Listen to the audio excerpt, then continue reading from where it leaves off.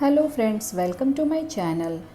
एक बार की बात है, एक गरीब लड़की रीना व उसकी माँ लक्ष्मी सड़क पर जा रहे थे। वह अपने गांव से काफ़ी दूर पहली बार इस शहर में आए थे। कुछ आगे आकर वह दोनों एक चाय वाले की दुकान पर रुक गई। कुछ पल यहाँ वहाँ देखने के बाद लड़की की माँ लक्ष्मी दुकान वाले के पास पहुँची और उससे कहने लगी, भैया, हम आज ही सोनापुर गांव से आए हैं। हमारा इस शहर में कोई भी नहीं है। क्या आप मुझे अपनी दुकान में कुछ काम दे सकते हैं जिससे मैं अपनी बच्ची का पेट भर सकूं?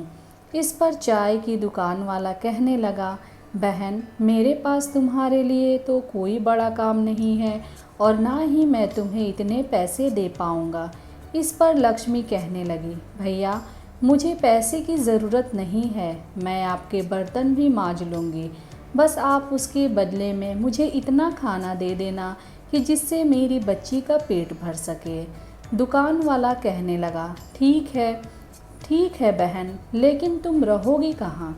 इस पर वह बड़ी मायूसी से कहने लगी, भैया, मेरा इस दुनिया में कोई नहीं रहा, क्योंकि रीना के पिता का देहांत हो गया है, जिसके बाद मेरे ससुराल वालों ने मुझे और मेरी बेटी को धक्के मारकर घर से बाहर कर दिया है। वह बोली, अब तो मुझे ही अपनी इस बच्ची को पालने के लिए कुछ न कुछ काम करना पड़ेगा। आपको मंजूर हो तो मैं आपकी इस दुकान में ही सो जाऊंगी। सुबह जब तक आप अपने घर से आएंगे तब तक मैं आपकी दुकान में झाड़ू, पोछा व बर्तन साफ कर दिया करूंगी। इसके बदले में आप बस मेरी बेटी को कुछ खाने को दे दिया करना।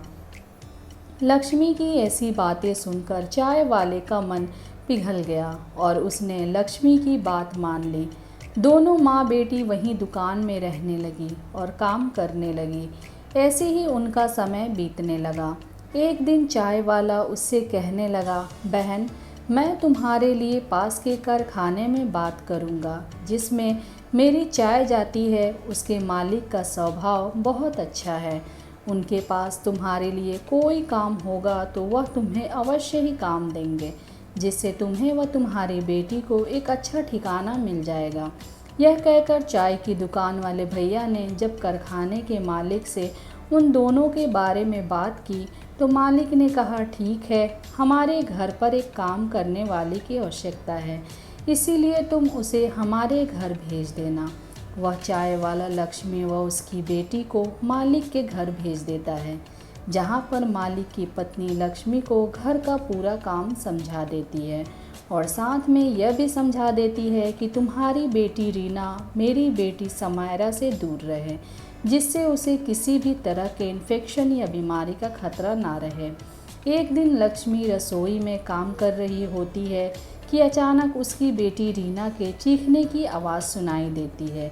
लक्ष्मी भागकर वहां जाती है तो देखती है रीना ने समायरा की फ्रॉक हाथ में ले रखी है और उसे देखकर बहुत खुश हो रही है। इतने में मालकिन भी वहां आ जाती है और लक्ष्मी व रीना को डांटने लगती है। वह कहती है, लक्ष्मी, मैंने तुमसे कहा था ना कि समायरा की किसी भी चीज़ को मत छूना और उससे दूर रहना। यह कहते हुए मालकिन समायरा की उस फ्रॉक को रीना को ही दे देती है और कहती है, अब इस फ्रॉक को तुम ही पहनना। यह कहते हुए गुस्से से यह कहते हुए चली जाती है। एक दिन मालकिन व लक्ष्मी पास के बाज़ार में सामान खरीदने साथ में जाती हैं और रीना व समायरा घर पर अकेली रह जाती हैं। वह दोनों अलग अलग खेल रही होती हैं कि अचानक समायरा को चक्कर आ जाते हैं और समायरा बेहोश हो जाती है। तभी पास ही खेल रही रीना की नज़र समायरा पर पड़ जाती है और वह भागकर उसके पास पहुंच जाती है। रीना समायरा के ऊपर पानी की बूंदें डालती है जिससे उसे होश आ जाए, पर समायरा अपनी आंखें नहीं खोलती। रीना घबराकर बिना देर किए पड़ोस में जाकर शोर मचाकर यह बताती है कि देखो, समायरा को पता नहीं क्या हो गया है और वह उठ नहीं रही है। उनके पड़ोसी आकर जब में देखते हैं तो वहाँ समायरा की हालत देखकर जल्दी से डॉक्टर को बुला लेते हैं। कुछ ही देर में डॉक्टर वहाँ आ पहुँचते हैं और समायरा को इंजेक्शन लगाते हैं, जिससे वह होश में आ जाती है। कुछ देर बाद मालकिन व लक्ष्मी भी बाज़ार से लौट आते हैं और घर पर पड़ोसियों को देखकर घबरा जाती हैं। समायरा की हालत देखकर तो मालकिन बहुत ही परेशान हो जाती है, लेकिन डॉक्टर उन्हें दिलासा देते हैं कि अब वह ठीक है और कुछ दवाइयाँ लिख देते हैं।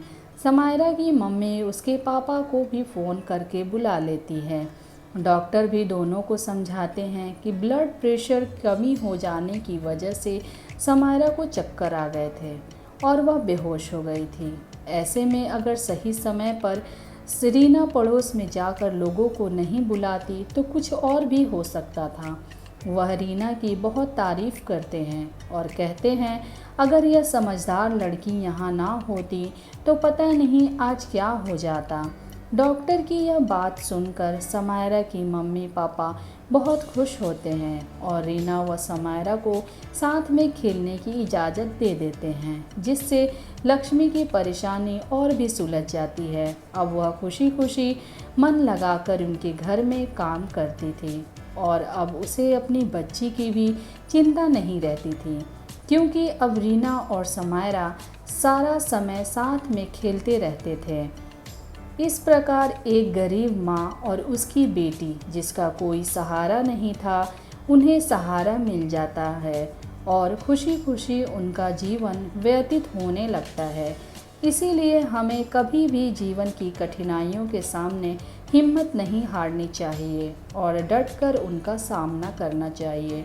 तो दोस्तों, आपको ये कहानी कैसी लगी कमेंट्स में ज़रूर बताएं और अगर आप हमारे चैनल पे नए हैं तो प्लीज़ चैनल को सब्सक्राइब करें और बेल आइकन को ऑल पे करना ना भूलें। Thank you.